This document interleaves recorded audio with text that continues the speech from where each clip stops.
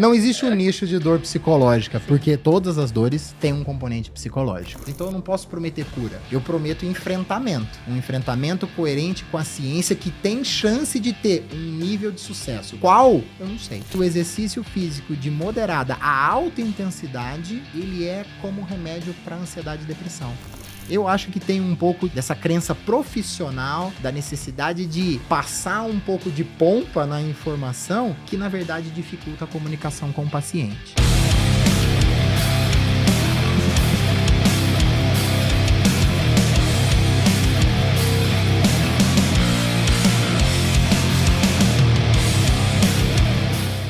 Hoje vamos falar sobre dor, tema aí que quase todo mundo tem curiosidade aí, trouxe um super expert no assunto, então se você tem dor, já teve, se você tem dor crônica, hoje esse episódio é para você. Muitas dúvidas vão ser esclarecidas aqui.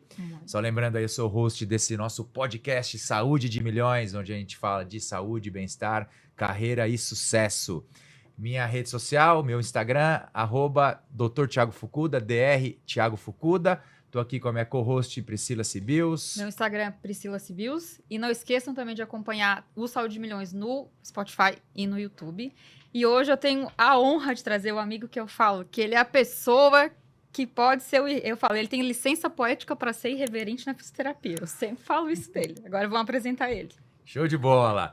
Dr. Rogério Liporassi, que a gente está já há um tempinho aqui tentando trazer, casar bem a agenda dele, que é a corrida.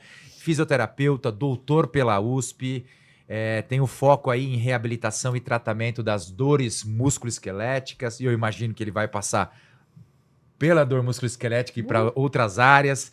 É conhecido como escritor aí, um dos escritores mais conhecidos e lidos em dor da América Latina, dedica inclusive a carreira para educar profissionais de saúde, pacientes sobre estratégias eficazes para alívio e manejo da dor. Compartilha conhecimento aí, dá muitos cursos, vai viajar inclusive agora para outro curso presencial, não para o homem. E também nas redes sociais é super ativo, super engajado, realiza atendimentos presenciais, remotos, foca muito aí em promover qualidade de vida. Então esse é o nosso convidado. Muito obrigado pela presença. Seja muito bem-vindo. Obrigado, Priscila, Thiago, obrigado pelo convite. É um prazer estar aqui. Thiago, obrigado pela oportunidade. Eu aproveito sempre quando eu encontro alguém da área acadêmica para agradecer as suas contribuições. Apesar de a gente não ter muita diferença de idade, mas o prodígio começou antes, contribuiu muito para minha formação, para minha leitura, porque eu sou cria da biomecânica de joelho, Powers, Thiago Fukuda, então foi onde eu comecei. Legal. Então é um prazer estar aqui com você. Legal. E com a Priscila, minha amiga querida do coração. Obrigado. Ribeirão Preto, cidade maravilhosa, né? Ele veio direto de Ribeirão só para participar hoje do podcast. Você já era de lá ou você mudou agora? Sou de lá, sou nascido, criado, estudado, fiz tudo lá. Veio para São Paulo para estudar, fez o doutorado São Paulo, e voltou. Voltei, depois eu voltei para São Paulo em 2016 para trabalhar com o Dr. Moisés Cohen. Fiquei aqui até começo de 18, meio de 18, e aí fui empreender no interior, começar a minha vida de empreendedorismo lá. Hoje a gente também vai falar um pouquinho do Rogério empreendedor. A gente fala muito do Rogério da dor, mas também vamos ver esse lado do Rogério empreendedor. A gente vai perguntar coisas sobre aqui, isso, que ele tem um business aí bem legal, bem promissor, um negócio que bem promissor aí. Vamos falar sobre isso também. E aí, vamos começar falando de dor? Depois a gente cai para o mundo dos negócios e carreira. Vamos. A gente sempre começa o episódio, a gente fala com a pergunta de milhões. Certo. Já que o nosso podcast é Saúde de Milhões. E eu já botei uma pergunta, porque eu já sei que tu vai entrar nela e o pessoal também tem muito essa dúvida. Afinal, dor é psicológico ou não? Na verdade, polêmica. Não existe um nicho de dor psicológica, porque todas as dores têm um componente psicológico, né? Se dor fosse psicológica, psicologia é o estudo dos pensamentos, né? Se a dor fosse estritamente psicológica, houvesse esse nicho, então bastava eu virar uma chave na minha cabeça, mudar meus pensamentos, que a dor sumiria. E não é assim. Na verdade, a dor é uma construção sempre, e eu gosto de enfatizar, deixar isso claro, ela é sempre biológica, psicológica e social. Então, todas as dores têm um componente psicológico envolvido, e o reabilitador da dor, ele precisa buscar o que, do ponto de vista psicológico, está influenciando naquela construção dolorosa. Todas as dores têm um componente psicológico, pode haver um predomínio psicológico dentre as outras dimensões social e biológica. Só que nunca somente O biológica, que seria esse nunca somente social psicológica. dentro desse contexto? Pensa que o social, Thiago, são as interações. Eu gosto de simplificar assim. Então, um trabalho hostil, um excesso de carga num esporte, esse é o social. Social são as interações. Eu gosto de pensar no biopsicossocial da dor como capacidade versus demanda. A capacidade é o biopsico, o que a pessoa tem de pronto para enfrentar um social que é a demanda. Partindo desse princípio, eu começo a tentar mapear no meu paciente qual é a demanda que ele tem, qual é a capacidade prévia para enfrentar aquilo, do ponto de vista biológico e psicológico. E vou tentando, assim, entender e mapear essa construção dolorosa do meu paciente. Como que o fisioterapeuta tem essa percepção de lidar com essa parte? Que não compete à nossa profissão. Então, nós, nas nossas cadeiras acadêmicas, a gente teve disciplina de psicologia. Então, nós somos capazes de rastrear, não de tratar diretamente com as técnicas da especialidade psicologia. Então, o rastreamento, a gente é capaz, e aquilo que não nos compete, eu encaminho. Mas muitas intervenções, elas atingem o psicológico pela via física. Então, isso a gente pode chamar, por exemplo, as exposições que a gente nomeia de comportamentais, são exposições físicas voltadas para, por exemplo, a diminuição do temor e do medo de fazer um gesto que dói. E isso é feito via físico. Então, é uma arma do nosso arsenal terapêutico que pouca gente utiliza ainda. Que não se sabe disso. Porque não se sabe disso. E tu ensina muito sobre isso E também, eu só né? falo disso. Quando um paciente chega na tua clínica e você, primeira vez, você fala um bom dia, uma boa tarde para ele. Pelo jeito que ele responde, você já consegue ali quando faz aquela fisionomia fechada, você já imagina que o psico, ali naquele caso, tá mais latente ou todo mundo tem? Todo mundo tem, mas há alguns que predominam mais, né? É claro que eu vou ter o viés da minha clínica, que eu sou a quinta, sexta opção de escolha, né? Tá. Só ali eu sou a curva do rio, só para cavalo morto, geladeira velha, garrafa PET, aquilo que ninguém quer, manda pro Liporace. Então, eu já chego, as pessoas para mim já chegam com um psicológico muito alterado. Mas, normalmente, os pacientes procuram ajuda, seja na fase aguda ou na fase crônica, quando ele tem uma perda do bem-estar psicológico. Quando ele se sente entristecido, irritado, frustrado. Então, eu falo muito que eu sou um reabilitador físico, mas o meu primeiro foco com o paciente é a melhora de uma certa plenitude psicológica. Pela via física, pelas minhas armas. Porque aí eu vou fazendo esse caminho inverso, que eu falo que é a nota número 5 da definição de dor, da nota explicativa. Que é, embora a dor, geralmente, ela surja e se adapte, algumas têm efeitos adversos na função e no bem-estar social e psicológico. Então, o paciente nos procura normalmente quando ele atinge essa perda do bem-estar psicológico. E eu quero fazer o caminho inverso com ele. Devolver com as minhas intervenções um nível de plenitude psicológica para voltar ele para o social, mesmo que haja ainda uma alteração de função, para fazer com que essa dor se adapte. Tu acabou de falar sobre a adaptação da dor, né? Eu até coloquei aqui porque é uma dúvida que muitos pacientes, pessoas também que estão assistindo a gente, têm isso, né? Se a dor, ela realmente passa, ela tem cura, ou ela vai ficar sempre na pessoa. Tu fala muito sobre essa questão de adaptação. Então, então é uma dúvida muito essa, né? As pessoas pensam, não, vou tomar algum remédio, vou passar. Eu vou fazer uma fisioterapia, vai passar. E nem sempre é assim. A gente sabe que na maioria das vezes não é assim. A gente está falando para profissionais de saúde, fisioterapeutas, e é importante entender, e o meu paciente faz essa pergunta para mim, eu falo para ele assim, eu venho com uma melhora, com uma remissão da sua dor ali ao longo das sessões, de repente você dorme mal, ou você tem um ambiente hostil no seu trabalho, um excesso de estresse, e você tem um escape doloroso. A culpa é minha? Então, percebe que são muitos fatores envolvidos na construção dolorosa. Então, eu não posso prometer cura. Eu prometo enfrentamento.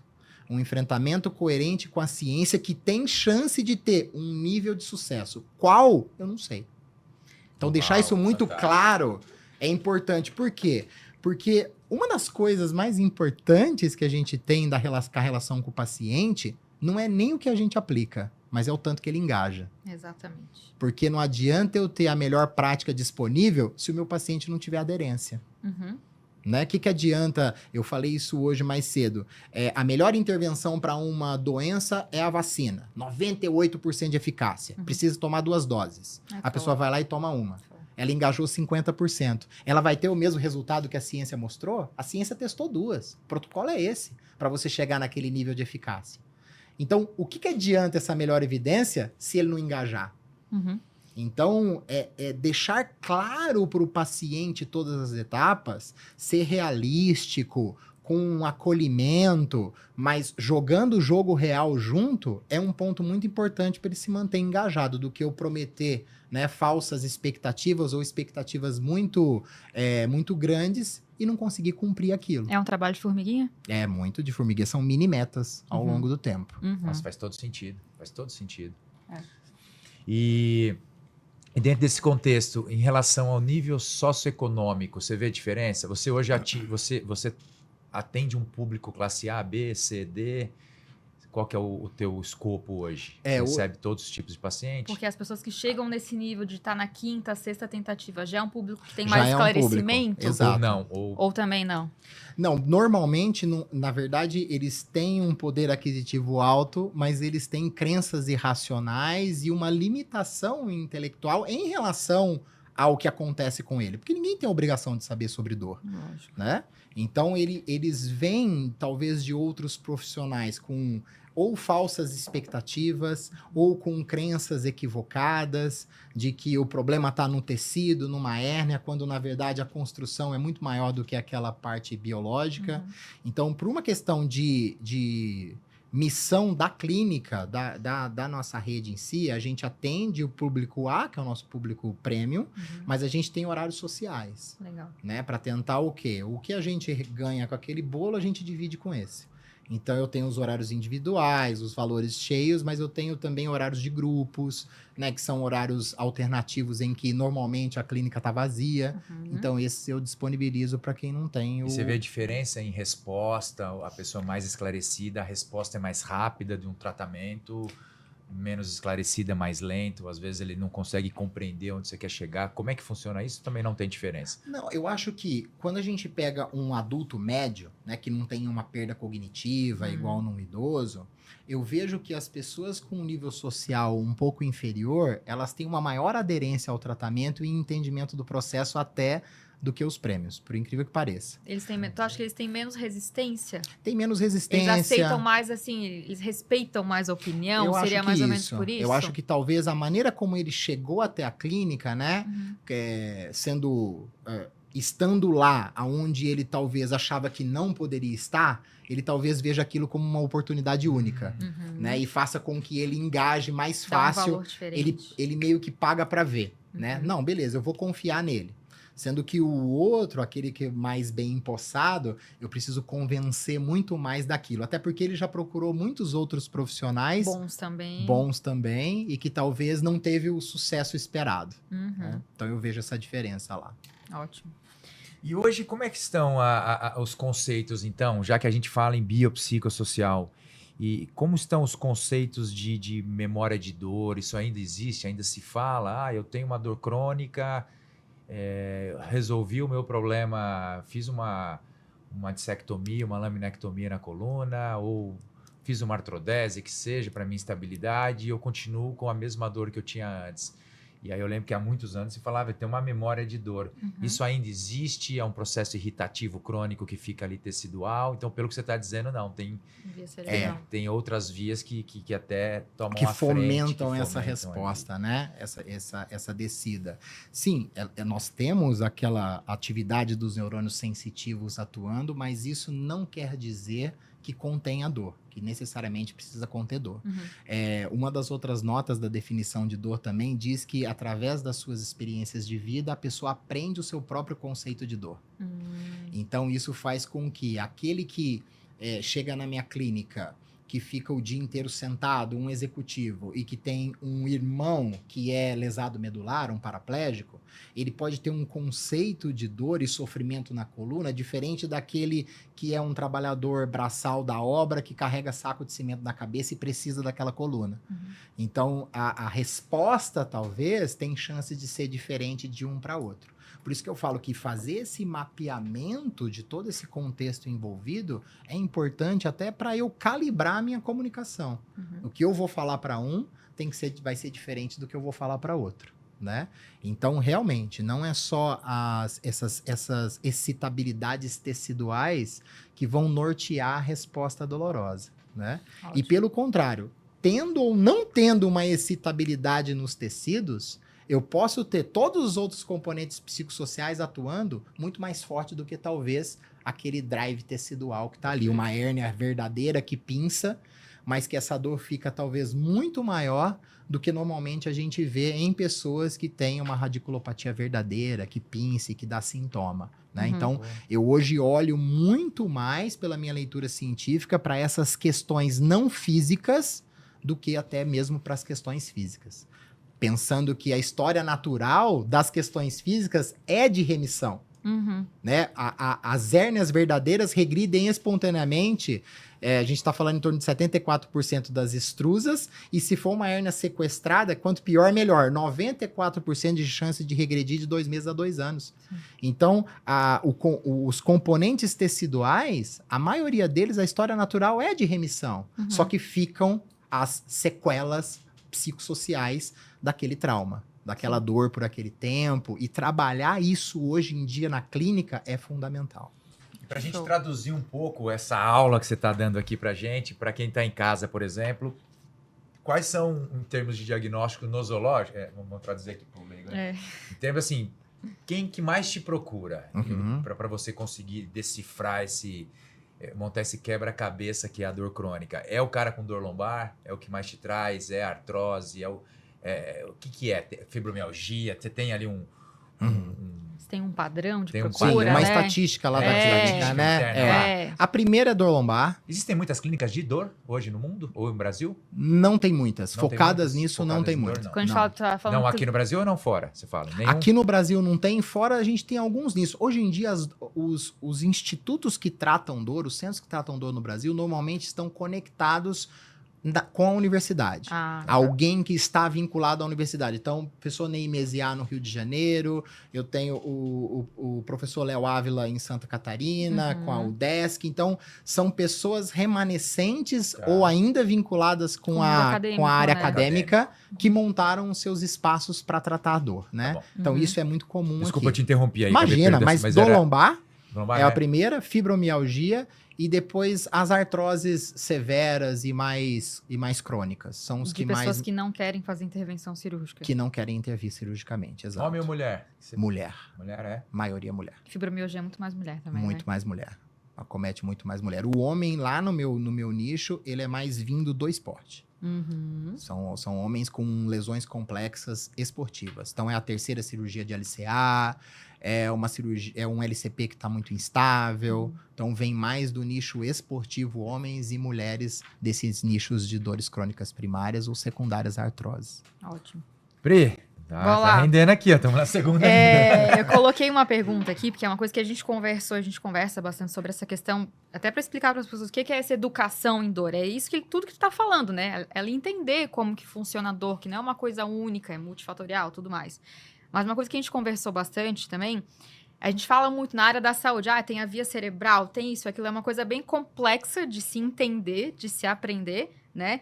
Mas como que tu enxerga que isso é no dia a dia, ali que, com um fisioterapeuta atuando, com um profissional atuando, qual que é a realidade dessa vivência prática, dele entender tudo isso?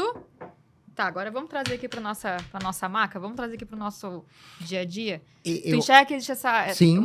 Parece que não é uma coisa junta, né? Exato. E eu acho que isso vem muito de crenças profissionais de pessoas que vieram estudar dor antes, que puseram muita complexidade no tema. Onde que eu quero chegar? Quando você olha a evidência ali dos ensaios clínicos de tratamento, a coisa é muito simples. Uma pessoa com fibromialgia, qualquer atividade física terapêutica que ela faça de médio a longo prazo tem remissão de sintoma. Onde está a complexidade disso? Por que eles Por que se complicam Porque- tanto? Por que complica? Dor? Quer se focar muito em estudos teóricos de neuromatrix, que a maioria desses ensaios de revisão, ou seja, estudos, artigos que falam sobre isso, dessa parte de neurociência, é teoria. A gente estava tendo um debate legal agora, essas semanas atrás, por exemplo, sobre dores nociplásticas. Né, de que a comunidade soltou a ideia de dor nociplástica, né? Delimitou o que seria dor nociplástica, mas aquilo é tudo teoria. A gente não comprova na prática. O que é a prática? Faça isso que resolve isso. A dor existe uma sensibilidade periférica, um erro de processamento pode estar vinculado. Fatores de contexto também contribuem, então eu tenho que mapear. Estilo de vida, hábitos também contribuem e eu preciso mapear. Então, dá pra gente simplificar a ideia para ter um bom tratamento e a pessoa, o fisioterapeuta lá da ponta, conseguir, desde amanhã, já dar um bom tratamento e ir estudando pouco a pouco a filosofia por trás. Essa teoria, né? a fisiologia, todo esse arcabouço teórico. Mas já dá. É muito mais simples do que parece. É muito mais simples do que parece. Todo mundo complica. Eu acho que talvez para tentar dominar a informação. Né, e falar, não, só eu que sei desvencilhar isso. Não, qualquer um pode saber. A evidência está caminhando para isso. É a base para qualquer profissional. Exato. Né? A evidência mostra que os tratamentos remotos são cada vez mais preconizados. Se o tratamento é remoto, o que eu vou pôr de complexidade em cima dessa informação? Então, eu acho que tem um pouco dessa crença profissional, da necessidade de passar um pouco de pompa na informação, que na verdade dificulta a comunicação com o paciente. Porque uma das bases da educação em neurociência é tradução de linguagens. Só eu traduzir a linguagem técnica para o leigo. Que é a comunicação que deveria ser uma comunicação básica, né? Básica do trato entre nós profissionais, o que facilita o trato com o nosso cliente, A ideia do livro foi justamente essa. Porque uma pessoa técnica consegue ler, só que o leigo também. Então, para que eu vou colocar tecnicidade se eu quero atingir dois públicos? Então, eu preciso tentar simplificar ao máximo a informação, e simplificar não é ser simplista, não é ser preguiçoso. É você depurar a informação ao máximo para que ela venha mastigada pro interlocutor e isso faça sentido para ele. Mas tu acredita que essa questão de dificultar esse entendimento da dor é muito uma questão cultural também, para as pessoas ficarem reféns de outras coisas, de remédios, que é muito mais simples do que parece? Eu acho que é isso. Eu acho que não tem dolo, mas isso vem culturalmente. Se a gente vê, por exemplo, eu gosto muito de ver o que eu tô de me basear no que eu estou enxergando na literatura. Quando a gente olha as notas explicativas da definição de dor de 1979, a gente vê o que lá? A gente vê que lá está falando que na ausência de lesão tecidual ou alguma alteração fisiopatológica, em geral, a dor acontece por razões psicológicas. Era essa uma das notas explicativas da definição de dor que perdurou de 79 a 2018. Então, se chegasse um médico lá, um ortopedista, um cirurgião super bem treinado, fez uma cirurgia numa paciente, pôs uma placa e parafuso, ficou linda as questões técnicas, e essa paciente ainda está com dor, e esse profissional não sabia da onde estudar a dor, ele ia aonde? Na IASP. Associação Internacional para Estudos da Dor. Ele ia coletar essa informação em 2018. E aí ele ia fazer o quê? Encher a paciente de exames para tentar procurar alguma avaria minúscula para justificar a dor do paciente, ou ele tinha que mandar para o psiquiatra e para o psicólogo. Então criou-se mesmo esse hábito cultural de complicar com excesso de exames, na busca de uma alteração que talvez a pessoa carrega ao longo da vida toda, e por conta de uma dor, em virtude de uma dor que apareceu, tá lá aquela relação linear, né? Tenho dor, tem essa alteração, logo a dor vem daquilo. Pri, Então, isso aí merece um corte, hein? Anota aí, ó. Fantástico. E na sequência eu já emendar essa daqui. Qual que tá batendo muito, né, o nicho de paciente que a gente vê, porque eu também vejo o paciente crônico todo dia. Mas qual que é o caminho que os pacientes fazem aí para chegar até uma clínica de dor? O cara já tomou cartelas e cartelas de anti-inflamatório, analgésico, já fez ácido hialurônico, já fez infiltração, ele chega com calhamaço de exame. Fez 100 sessões de fisioterapia. Ele normalmente chega também com 3, 4 ressonâncias da mesma coisa, uma por semestre. Isso acontece ainda? acontece, e vou falar para você, Thiago, pensando no exemplo, agora me fugiu se é da Nova Zelândia ou da Austrália, que eles implantaram o fisioterapeuta como a pessoa da triagem. Ah, é? Para mandar o paciente primeiro para o tratamento conservador, porque eu falo muito, vamos seguir a regra. A gente tem mania, como profissional, de falar assim, ó, o paciente está com dor lombar. Ok. O que acontece em 95% das dores lombares? Elas não têm sinais graves ou mais sérios envolvidos. E a gente, ao invés de tratar esse paciente como deveria ser tratado, que é a maioria, deixar a história natural correr, manter esse paciente funcionando, colocar algum recurso para catalisar a melhora dele, acelerar a melhora, o que a gente faz? Não, mas olha, você pode ter isso. Essa hérnia sua pode romper o ânulo, mas isso vai acontecer em 2%, 3%. Para que eu vou gastar minha energia nisso? Apavorar, né? Apavorar, gastar energia, desfocar. Eu quero matar um pardal com um tiro de 12. Vou desfocar, não vou ser sniper, não vou atingir o alvo. Se ele sair daquele curso, aí eu gasto energia com isso. Mas primeiro eu ofereço aquilo. É a mesma coisa, você vai jogar na Mega Sena da virada, você tem mais chance de ganhar ou perder? Perder. Mas você já vai e faz um empréstimo no banco. Não, a sua chance é... Torça, mas a chance de você perder é grande. A chance da pessoa não desenvolver algo mais sério é grande. Então foque nisso.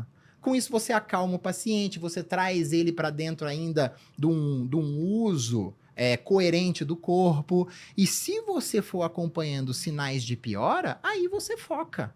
Mas não, a gente quer desde o começo tratar o paciente como simples, mas aqui, ó, você pode ter isso ainda. E eu crio no paciente... apavoro, né? eu crio o apavoro que eu crio no meu paciente. E aí a coisa não anda. Bom. Vai demorar para a gente conseguir um consenso com todos os profissionais que cuidam, os cuidadores aí dos pacientes, em relação a seguir esse trâmite natural das coisas? Vamos fazer um conservador no insucesso e um conservador de longo prazo, porque você não vai tratar uma dor crônica em uma semana. Não deu? Vamos pedir um exame mais detalhado para ver se tem algo mais. Vamos fazer um minimamente invasivo. Vamos fazer agora, vamos tentar operar. Vai demorar para ter esse consenso? Como que você vê isso? Existe um caminho aí que está trilhando? Não, tá tudo, cada um defende o seu, cada um faz sua venda. O médico vende a cirurgia, vende a medicação, o físio vende o tratamento conservador. Tá um para cada lado ou tá indo?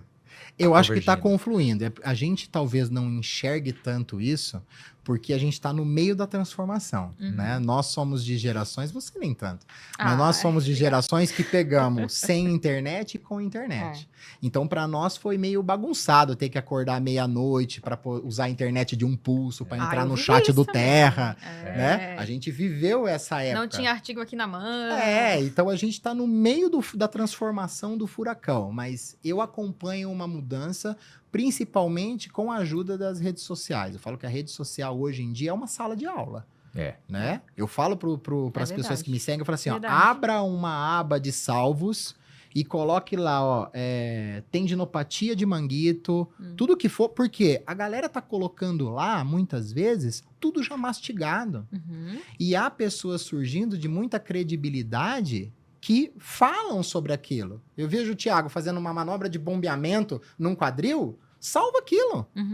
Porque se o seu paciente tiver uma dor articular no quadril, aquilo lá vai ajudar a tirar uma dor aguda. Então já tá lá mastigado. Claro que a gente sempre pede, recomenda para as pessoas irem buscar aquela referência para fazer a própria leitura. Mas a gente sabe o mundo que a gente vive, né? Então que bom que hoje as pessoas podem pegar isso e salvar e usar. Por quê também? Da mesma forma que eu tô lá mostrando uma técnica, pode vir outra pessoa e confrontar a minha informação. A rede é aberta, existe essa liberdade. né? Eu não tô falando para um canal fechado que a pessoa tem que entrar lá para saber, pô, esse cara tá falando merda. Uhum. Não, tá lá aberto. Então, a informação, ela se autorregula hoje em dia, né? E então as pessoas estão lá, esse movimento acontece. Eu acho que ainda vai levar um tempo, mas os pacientes, as pessoas com dor estão começando a dominar a informação, na verdade, os canais de informação bons. Uhum. A gente vê isso, né? Eu vejo isso com muito, muito bons olhos.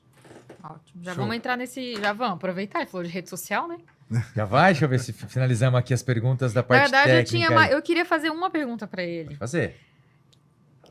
Assim, conta um caso mais desafiador que tu já teve.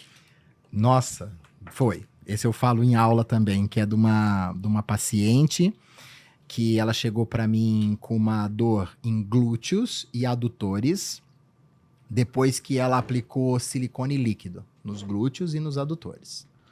Ela tinha feito a aplicação há 14 anos e tinha dor há 10 anos. Então ela chega para mim, claro, a gente vai investigar as questões biológicas, eu quero tentar ver se ela não tem nenhuma bandeira vermelha envolvida, nenhum tumor, fratura, infecção, desordens neurológicas que afetam o corpo, que precisa de estabilização imediata, sem nada. Então vamos para a parte ali que tem que a dor surge. Faz os exames de imagem, os exames de imagem não apresentam nenhuma nodulação naquele silicone líquido, não tem infecção, não tem inflamação, nada. Do ponto de vista tecidual, tá tudo certo. Mas essa pessoa tem dor há 10 anos. Uhum. Uma lodínia importante, que é aquele estímulo que era para ser inerte passa a ser doloroso. Então, quando ela punha uma calça jeans mais apertada, ela sentia dor. Né? Ela não conseguia fazer exercícios, a atividade dela era musculação, ela não conseguia fazer exercícios isolados nessas áreas. Então, ela não conseguia trabalhar a cadeia aberta para adutores e nem glúteos. Queixa de dor. Queixa de dor. E aquilo a frustrava.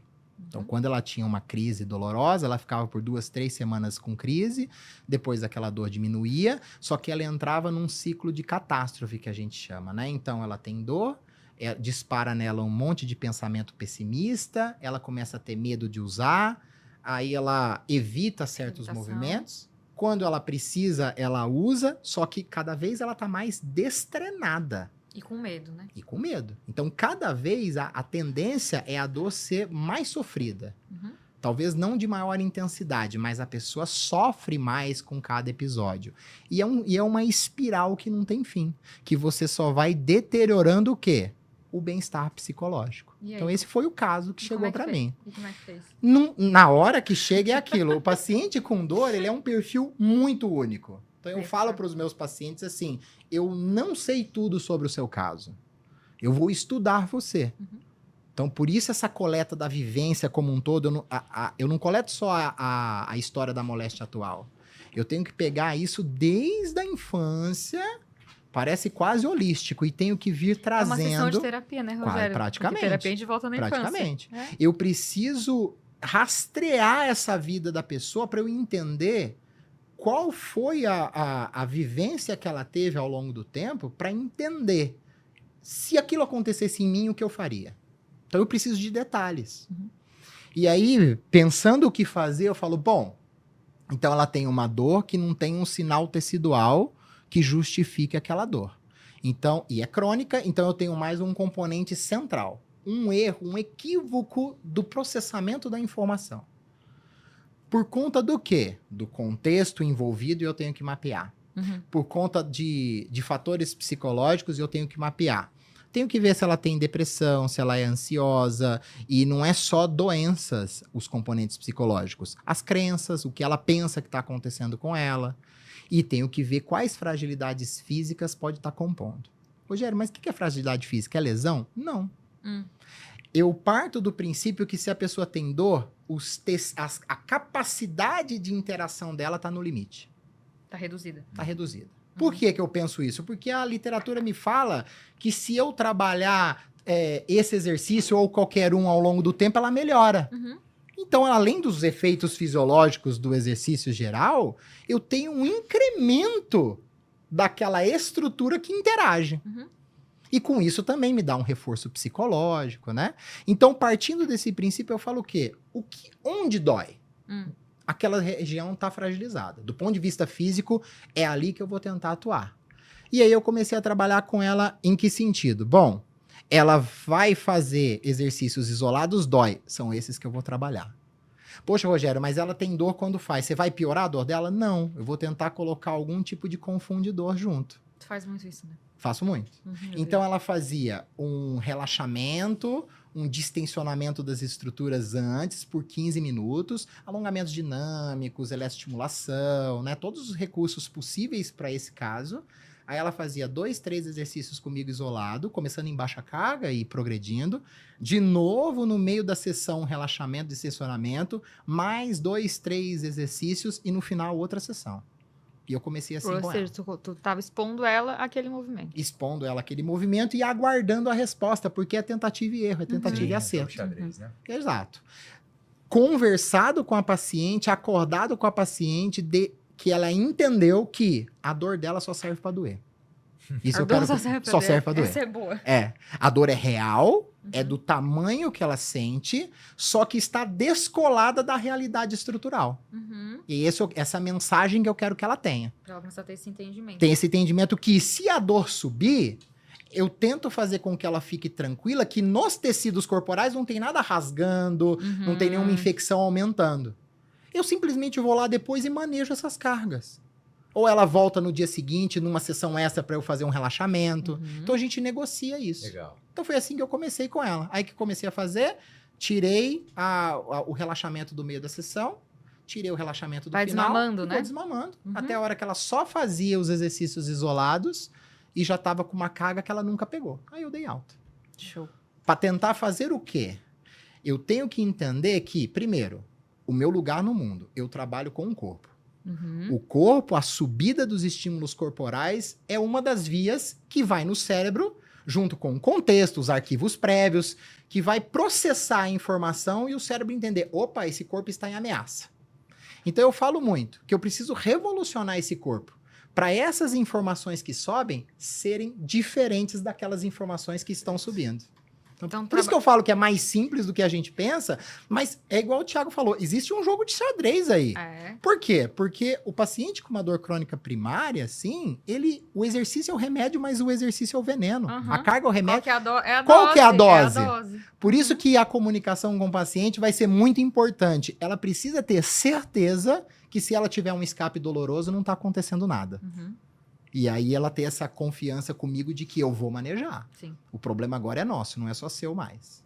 E assim, a gente vai tentando... responsabilidade, né? Exato. Acho que já vamos aproveitar, então, essa questão que você está falando, porque o Rogério fala da tua clínica, e você também tem outras unidades. Explica um pouco mais sobre isso. Vamos cair nos negócios ou a até presença digital? Porque, Negócio assim, primeiro? Não, vamos de negócio, até porque uma coisa que a gente conversa é replicar isso, esse modelo, também não deve ser uma tarefa simplória.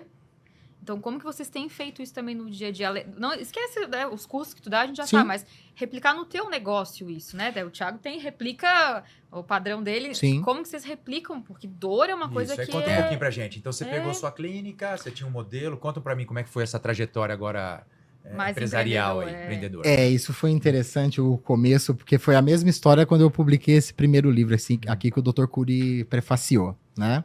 Gente, leiam. Esse bom. livro é bem legal. Esse aqui eu tinha na clínica e dá para os pacientes lerem. Eles devolviam. Controle sua dor. Comande sua vida. Esse aqui é muito acredite, legal. A vida sem dor é possível.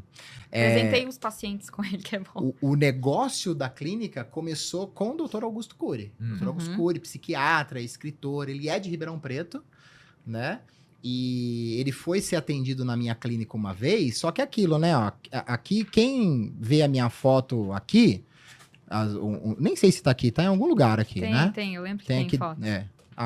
Aqui. Quem vê isso aqui, eu tava aidético praticamente, né? Magrelo. Essa de agora tá mais melhorzinha. Mas quem vê minha foto aqui, tá lá na livraria. Extremo, né? Eu tava no outro extremo. Vê a minha foto uma vez, mas não lembra da minha cara. É a mesma coisa que o Dr. Augusto Cury. Eu já li sobre ele, sabia quem era, mas não conhecia o rosto. De repente me chega, Augusto Jorge Cury, você atende às 14h, ok? Como qualquer paciente, sentou, começamos a conversar, tava ele, a filha dele, e aí eu contando, ele caiu do cavalo, aí tava com um abscesso no quadril, e pré-operatório, e a gente conversando do que ia fazer, de repente eu pedi os exames dele, ele falou, você já leu alguns dos meus livros? Aí eu pegando o exame aqui, olhei Augusto Jorge Cury, falei, já li, doutor, não tinha lido nenhum ainda. Mas sabia quem era ele. Mas aí eu já sabia quem era ele. Aí ele falou assim, me fala um que você leu. Mentira. Qual que você leu? Qual que você gostou, Tem né? números, né? Tem números. Eu falei, poxa, doutor, o senhor é tão famoso, né? Ai, Rogério. É difícil. Ai, mas tem que, né? A gambiarra vem. Interior, A filha. gambiarra Não vem. tem jeito. Eu falei, doutor, eu li Vendedor de Sonhos, né? Ele sabe Nunca que sonha. desista dos seus sonhos, sabe? Eu já contei isso em tanto lugar, né? Nunca falei diretamente pra ele. Aí ele, então, conta um pouco sobre o que você achou, né? Não, e ele ia me apertando, mas você percebia que era também sem dolo, né? Ele queria conversar sobre aquilo, Sim. né? Eu falei, poxa, doutor, o senhor fala muito de inteligência emocional, eu gosto muito dessa área, inclusive. Aí eu comecei a mudar o assunto, né? Inclusive é a área que eu trabalho muito, né? Dor. É muito essas questões de experiência emocional. Isso foi numa sexta-feira. É. Tudo calhou pra dar certo, né? Avaliei tudo, conversou, falei, Na pessoas, semana você leu todos também depois, né? peguei o PDF pirata e li uns 3 livros dele. Nem comprou o original. Nem comprei o original, não dá tempo pra chegar. Aí li os 3, eu acho que eu li A Fascinante Construção do Eu, Vendedor de Sonhos e Inteligência Multifocal. Aham. Aí eu lendo aquele cara, eu falava assim, gente, ele fala de janelas killer cerebrais. É, ele fala. E aí eu olhava no que eu estudo de dor e falava, mas isso aqui são neurotags. Uhum. Né? São as assinaturas neurais traumáticas, né? Ele fala de janelas light, que tem que povoar o cérebro com janelas light. Isso aqui são são experiências reconfortantes. É tudo que eu recomendo pro paciente, né? Aí ele foi na segunda-feira, eu comecei a tratar ele com as ideias dele, trazendo para dentro da neurociência, né? Aí ele falou, ele abaixava o óculos assim, Aquele tal. Ele jeito, né? falou, pô, você leu mesmo meus livros, né? Falei, li, doutor, eu gosto do senhor, né? Aí ele, por que você não escreve um? Ah, partiu dele, Partiu então. dele a ideia. Aí eu falei, professor, eu já tenho uns capítulos escritos. Mentira, não tinha nada. Poxa. Mas como é que eu vou perder essa chance, né? Lógico. Não vou. Aí, o cara é mais sagaz do que eu, né? Traz pra eu ler. Puta, Traz pra eu velho. ler. Aí eu falei, doutor, já fazem alguns meses que eu não mexo nesses capítulos. Não vou te apresentar uma porcaria, né? Me dá umas 3 semanas pra eu dar uma revisada e tal, e eu te apresento. Ele, tudo bem.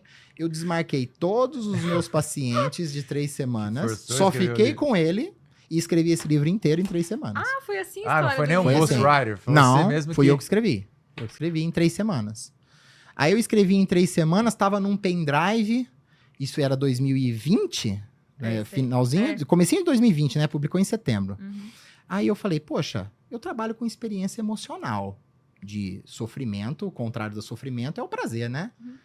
Não tem experiência emocional num pendrive. Falei, bom, eu vou diagramar o livro então. Eu vou fazer ele físico, diagramar, fazer uma capa e vou entregar pra ele o livro. Porque já tinha os 19 capítulos feitos, né?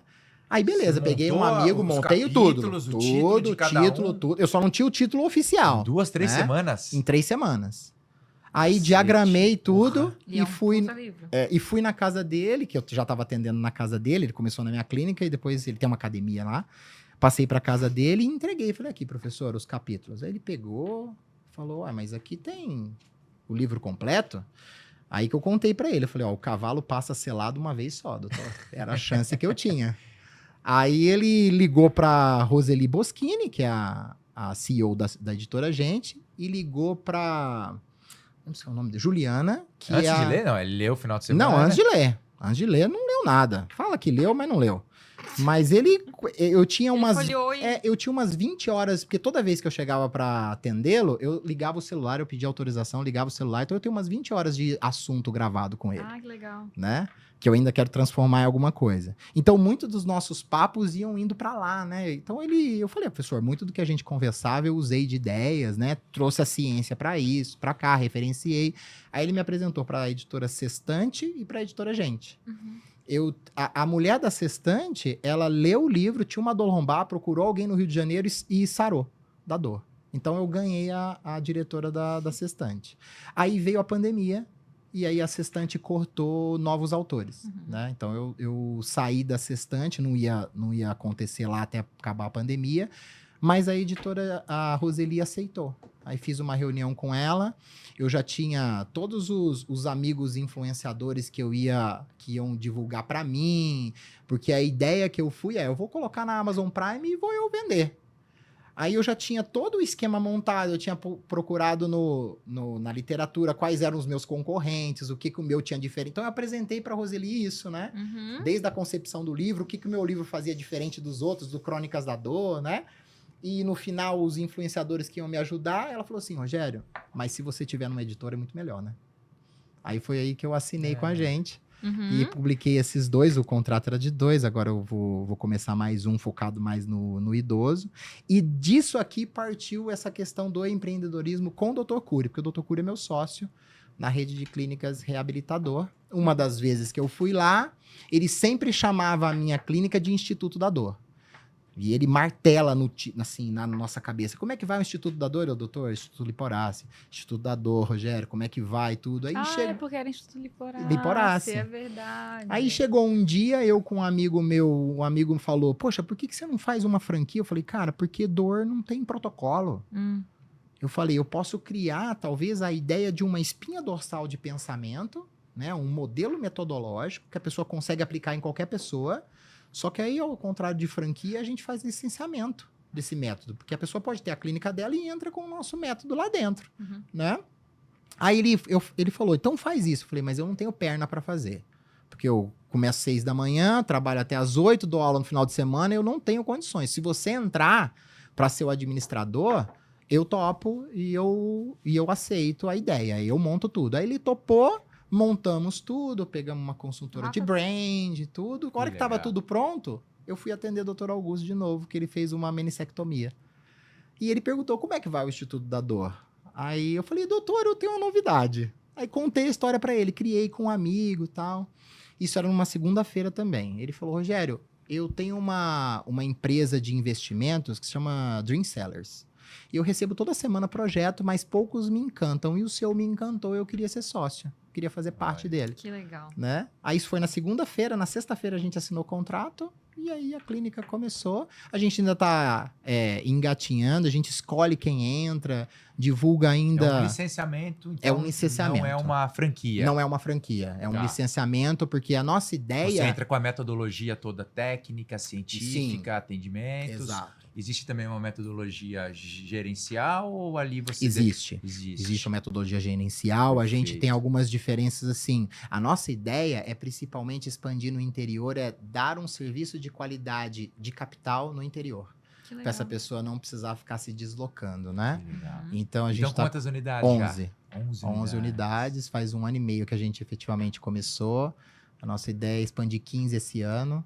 E assim, devagarzinho. Parabéns, sensacional. Obrigado. Mas conta que como é que tu faz o controle e auxilia essa galera com a relação da dor? Tu é bem presente nisso, né? Eu sou bem presente. Então, a gente semafora os pacientes... Tu é bastante chão de fábrica, como tu mesmo fala, né?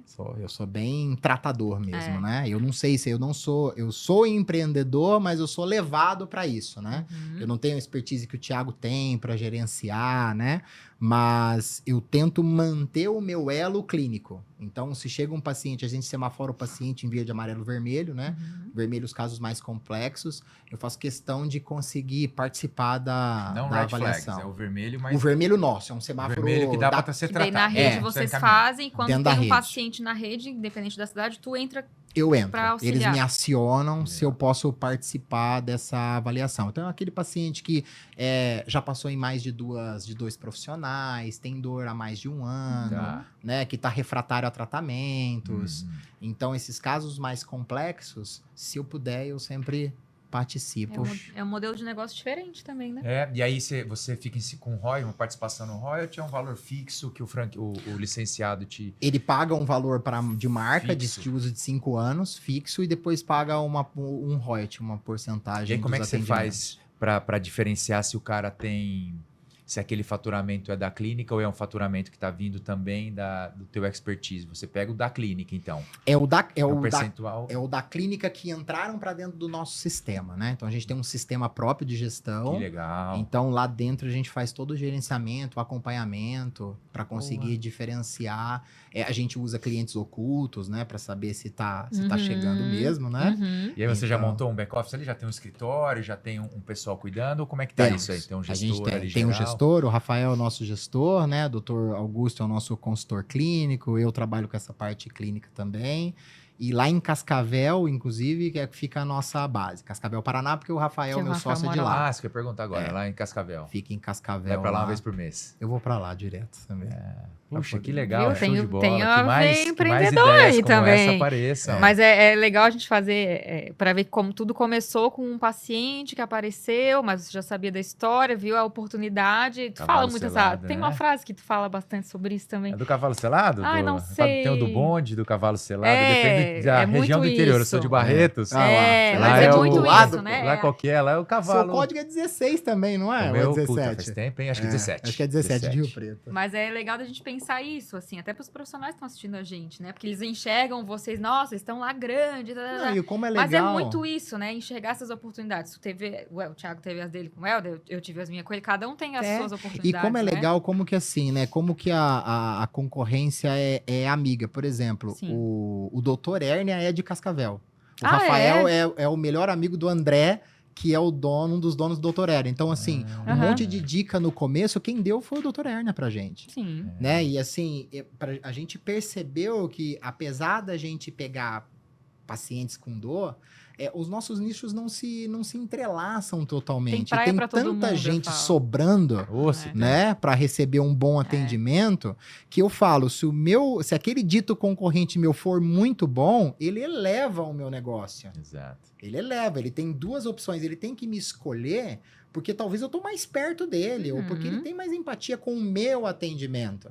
Mas não porque eu roubei ele do... Percebe como que isso hoje tá muito mais confortável pra Exato. gente. E que mais venham para aquecer o mercado e daqui a pouco Eu vai entrar falo, num outro patamar Tubarão que é tem que correr M&A. atrás de tubarão. Exatamente. Ah. Porra, que show, Escolha as cara. mesas que você senta, eu sempre E, co- falei. então já falou aí do seu plano de crescimento aí, de atingir já as 15 unidades, fantástico aí o licenciamento. Então, você que está interessado aí, gostou do conceito, passa o contato dele agora, passa no final? No final ele No passa. final ele passa o contato, É. então. E como é que funciona? Você hoje é como é que você, eu não sei como é que tá o termo hoje, é influenciador digital, é gerador de conteúdo, o que porque nós assim, somos? ai, nós somos? gente, eu Não sei falo o que que eu sou, vocês são criador de conteúdo. Criador de conteúdo. Influenciador. Vocês são... Tá mudando esses termos toda hora, né? Eu gosto Vocês de são fa- influenciadores no nosso nicho, É. que é grande também. Eu gosto de falar que Vocês são nós somos influenciadores. educadores digitais. Então pronto. É. Esse é o quarto que eu aprendi. É. Boa. Eu acho que o Boa. educador digital, ele cria um compromisso com o público, Sim. mas também um compromisso com a realidade científica, né? Sim. Então, é uma retroalimentação de responsabilidade. Quanto mais você mostra sua cara lá, a pessoa tá vendo você dentro da sua clínica. É onde o paciente vai. Ele vai olhar as luzes de canto e vai falar, eu trato lá. Então, isso cria uma responsabilidade com a informação muito grande. Todos os convidados estão falando da mesma coisa que é sobre isso, já percebeu? Essa questão de que, todos têm essa base do científico muito forte para poder estar dando a cara e se expondo ali no digital. A maioria dos que estão vindo aqui estão Como é que falando foi isso também. essa não digo transição, mudança, porque a gente dava aula Sim. e tudo mais, né? Só Como parou é de que dar aula começou? presencial, ou dar aula presencial e começou a dar aula pro iPhone. E aí você- Pra sala de aula digital mesmo. Mas como né? é que foi isso pra você? Conta um pouquinho aí. Você começou a fazer um vídeo, você tava no Facebook, Uhum. ou entrou no Instagram, você começou a fazer um vídeo, gostou, alguém que foi te empurrando, fala, cara, você precisa falar aqui. Aí você começou a gostar. Você fez uma coisa estruturada ou você começou a postar e foi vendo que foi crescendo?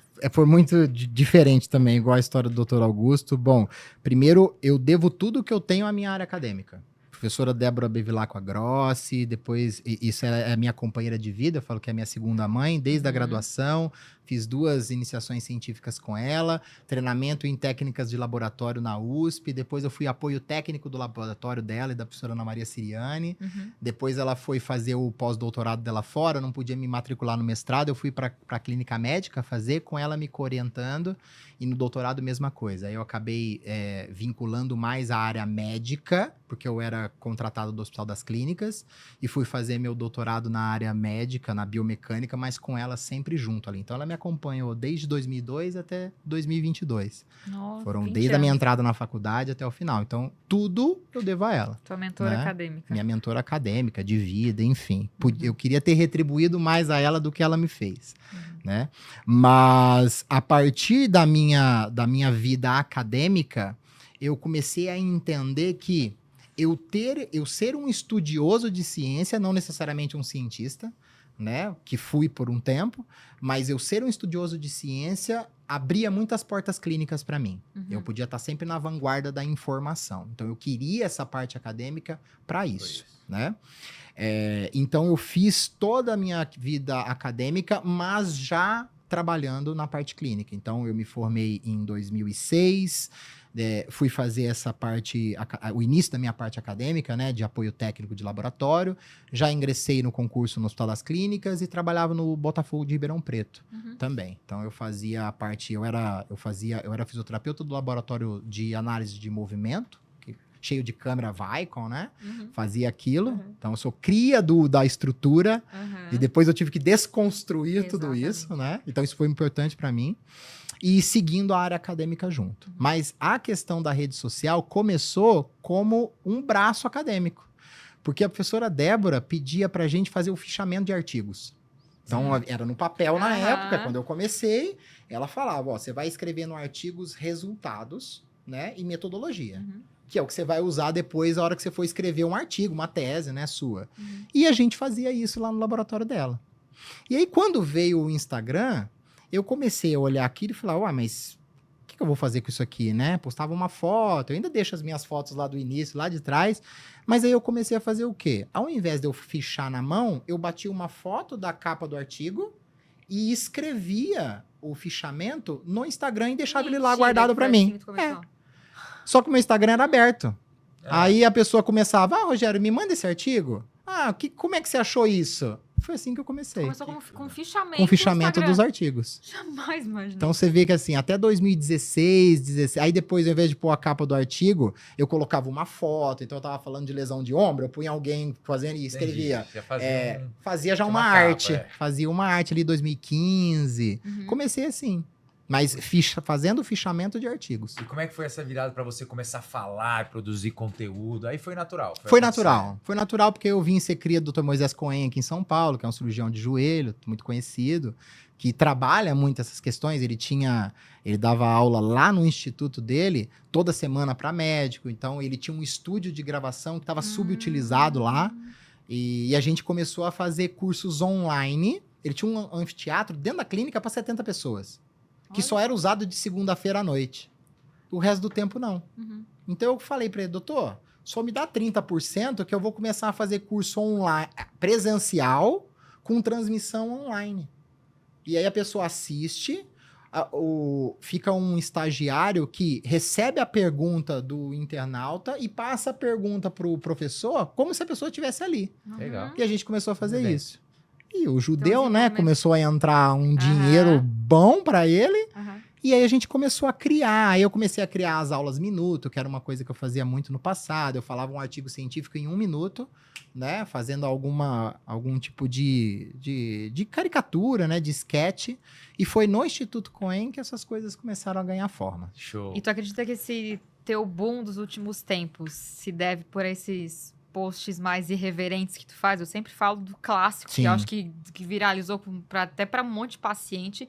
É aquele que tu tá sem roupa, que se tapa, e tu tenta sentar num vaso porque alguém falou que era proibido agachar, e daí tu mostra como é que eu vou usar o vaso sanitário. Esse teu vídeo, eu acho que foi não sei se foi ele que fez essa virada. Foi ele que começou toda essa Foi virada. a tua irreverência que começou a fazer essa virada, né? Foi porque assim... Esse vídeo é clássico. É usar o hype para trazer uma informação decente, né? Sim. Porque você precisa prender atenção. Quem quer viver na rede social precisa prender atenção, Isso. precisa Ele quer fazer a ver. pessoa ler o conteúdo até o final Uhum. e a sua linguagem ser nominal com a dele.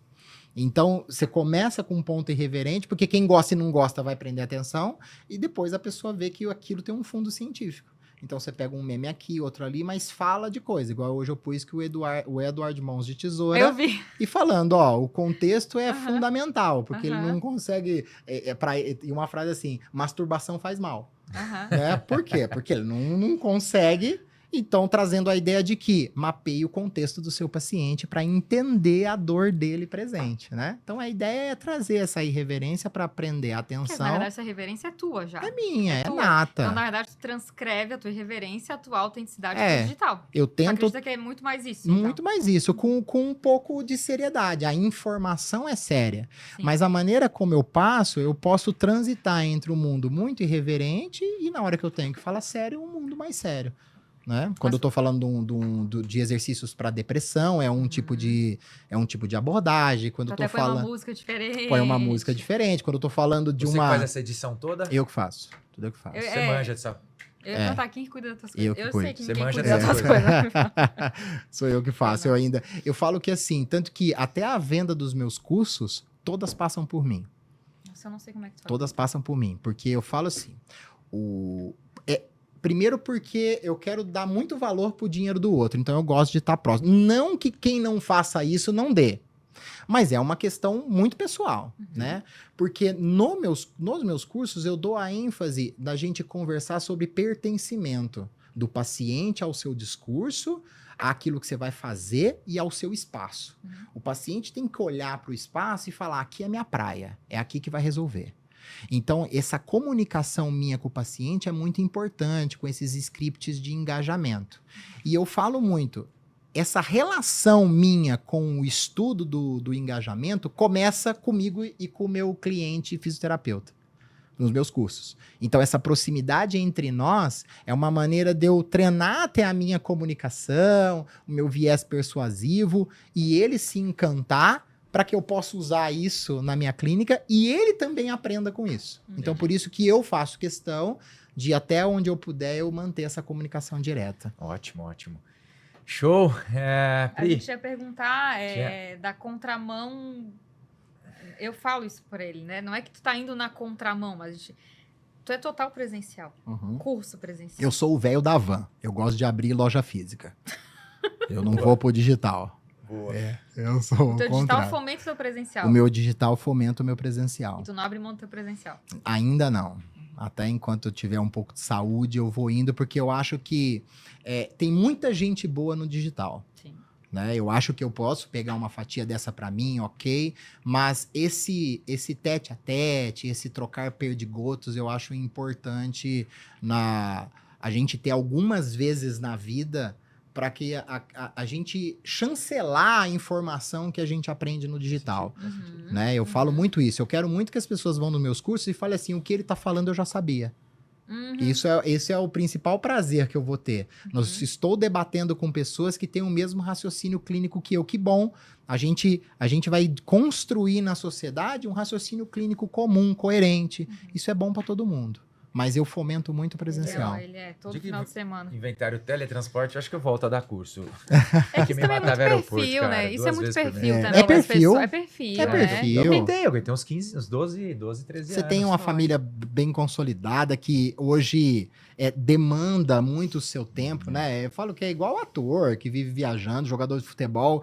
Eles foram construídos num outro molde, né? Isso vai muito... Não existe certo ou errado. Sim, É. claro que não.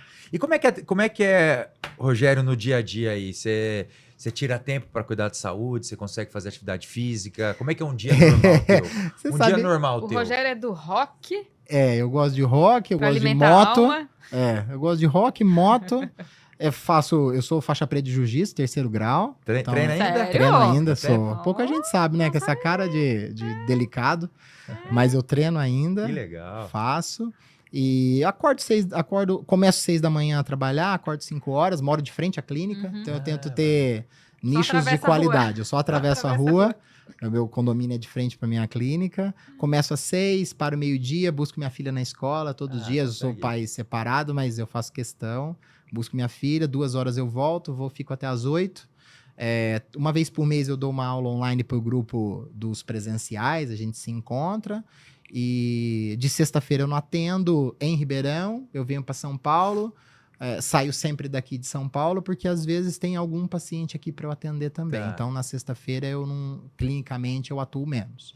Porque eu vou viajar. Aí Tá. eu vou viajar, volto sempre no sábado à noite, porque domingo é dia da minha filha também. Tá. Uma Então, coisa eu que eu preciso ficar não, que eu com não ela. coloquei aqui, mas eu acho bem legal tu falar, já que tá falando de vida, Uhum. é que a tua escolha em lidar com dor foi muito pela questão da tua história também? É muito pessoal. Eu tenho quadros depressivos rotineiros, tá assim, vendo? né? É isso que eu esqueci de perguntar. sobre Muito. isso, Já que- morri algumas vezes, quase. Uhum. E para mim falar sobre isso é sempre muito legal e importante porque nós somos um nicho de profissionais que lida muito pouco com o sofrimento não físico do outro. E a literatura fala que a gente pode atuar. Uhum. Né? A literatura fala, por exemplo, que a maioria das dores musculoesqueléticas crônicas tem altas chances de cursar com depressão. Uhum. Né? Então, e a literatura fala que é como o efeito de medicamento, os médicos ficam putos comigo, mas infelizmente essa é a realidade, eu não estou tirando o paciente do medicamento. Eu estou dando mais uma arma para ele trabalhar. Que o exercício físico de moderada a alta intensidade, ele é como remédio para ansiedade e depressão.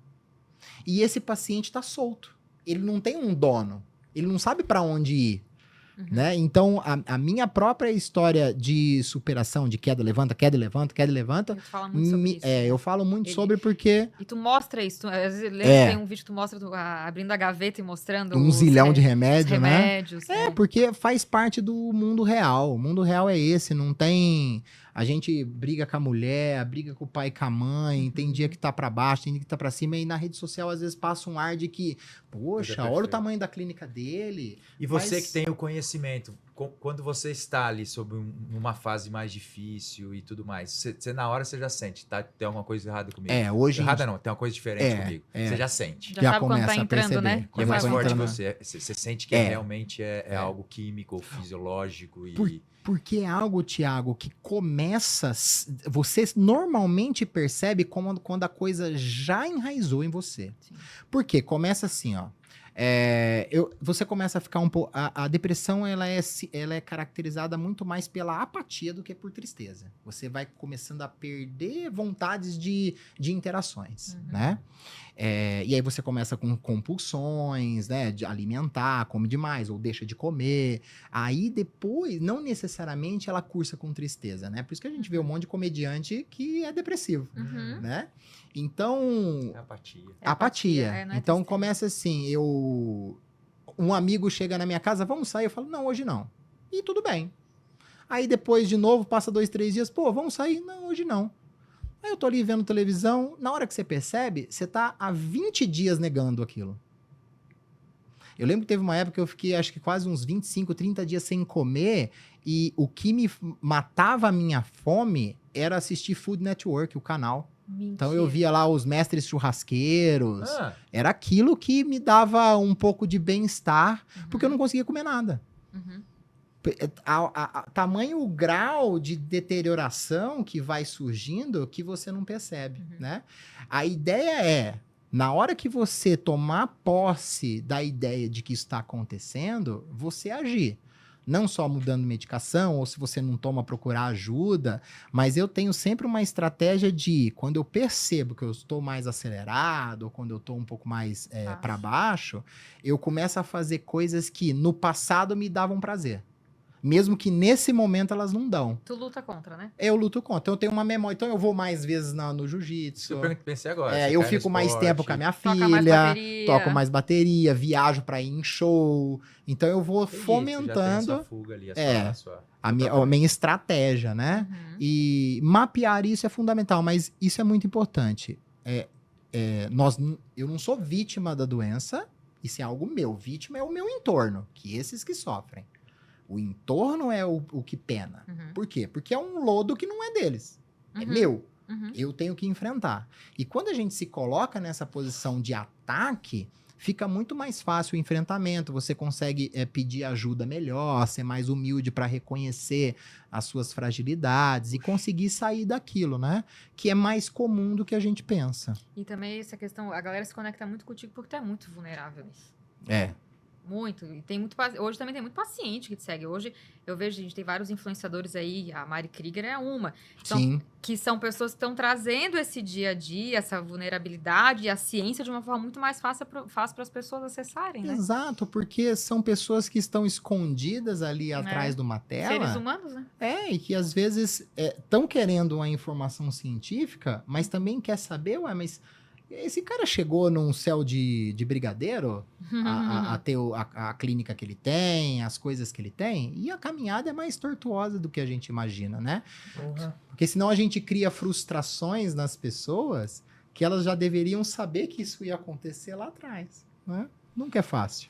Ótimo. E onde Liporace se vê em 3, 4, 5 anos? Você é daquele que planeja, que põe metas, que busca ali alguma coisa, ou você vai aproveitando as oportunidades e vai seguindo ali um fluxo e tudo vai dando certo? Qual o seu mapa aí de crescimento e tudo mais? Você é um cara que planeja? Planejo. Você vai deixando as coisas acontecer, vai pegando... Eu planejo até em excesso porque eu tento fazer coisas que têm altas chances de dar certo. Do tanto que eu fico mastigando e maturando aquilo, né? Tá. Então eu quero em 3, 4 anos já não dar o tanto de aulas que eu dou, ficar mais tempo com a minha filha e conseguir fazer essa... Eu me vejo numa sala com uma TV gigante, fazendo a gerência das clínicas e ali tomando uma Coca Zero e sendo acionado. Ó, vai ter uma avaliação às 14h30 em Maringá.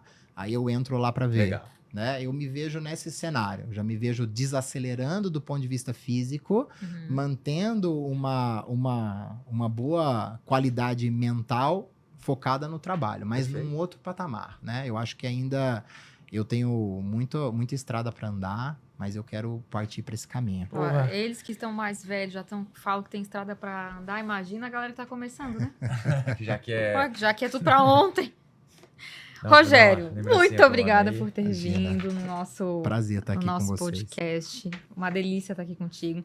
Esse é um mimo da Merco, que é uma Ah, parceiraça muito nossa. obrigado. Deixa eu abrir aqui. Obrigado. E esse Tô é um por mimo mais um. nosso para Você não precisa nem você. abrir agora, não. Pra ficar você mais tarde. É o código, degustar. aí não mostra no vídeo. É uma forma de tá mais agradecimento que ele Obrigado. veio um dia antes para participar aqui do episódio com a gente. Cara, prazer. não sei nem como agradecer. Obrigado. viu? Obrigado de Prazerzaço verdade, aí, meu bem. esse momento. Obrigado demais. Fala Foi suas pra redes. gente... Minhas Fala sua redes, Rogério _liporace.dor. Quem quiser alguma informação sobre ciência da dor, tá lá. Sobre os cursos. Sobre os cursos presenciais. Eu viajo sempre em 32, 35 finais de semana por ano. É uma gravidez quase. É uma gravidez ali prematura. Quanto que dá isso no mês? 2 viagens? Não, 3 Ah, viagens? 3 viagens 3 por meses. mês. Quase 3 finais de Legal. semana por mês, né? Que eu trabalho e... Ainda bem que de São Paulo também sai pra todo lugar, Sai né? pra todo lugar. Eu Isso é consigo bom, né? voltar no sábado à noite. É corrido, mas é Mas aí você aquilo. volta pra Ribeirão no sábado à noite? Não, Volto- dorme aqui? Eu durmo aqui e volto domingo cedo. Tá. Porque chegar de É. viagem, às vezes chega tarde, pegar... Às vezes eu durmo no grau, quando eu vou de noite. Maluco. No grau oposto, né? Maluco. Eu vou, se eu tô com sono, eu encosto o Encosta o carro, carro e durmo dorme. até 6 horas da manhã e continuo. Mas são propósitos. Eu falo assim, eu não precisava estar assim, Tá feliz? Né? mas tá bem e me fomenta um pouco, né? Me Perfeito. mantém ativo. Porque as pessoas falam, mas você precisa disso ainda? Depende do referencial. Sim. A gente aprendeu na física. Exatamente. Vale a pena ainda. Bom, Show? Vamos lá para as nossas redes sigam sociais nossas aí. redes sociais aí no Spotify, no YouTube, Saúde de Milhões. Minha rede social, Priscila Sibius, no Instagram. Do Dr. Thiago Fukuda, DR Thiago Fukuda. Obrigado. Valeu. É isso aí. Obrigada Prazer. por mais um episódio. Vamos que vamos. Obrigado. Show! Até a próxima!